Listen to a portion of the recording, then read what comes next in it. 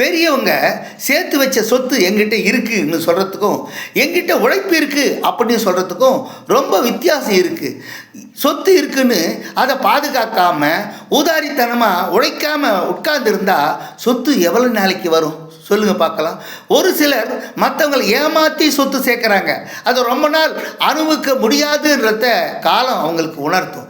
அடுத்தவங்க வயிற்றறிச்சல சம்பாதிச்ச சொத்து எத்தனை நாளைக்கு உங்கள் கூட இருக்கும்? வாழ்க்கைன்னு சொல்கிறது பூனைக்கும் எலிக்கும் நடத்துகிற ஓட்டப்பந்தயம்.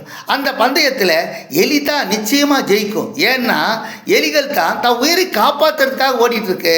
ஆனால் பூனை ஓடுறது தான் உணவுக்காகத்தானே என்பதை நாம் உணரணும் இல்லையா? கழுதையை பார், யோகம் வரும்னு சொல்லுவாங்க. அது பொய். கழுதை மாதிரி உழைச்சா நிச்சயமாக யோகம் வரும்ன்றது தான் உண்மை.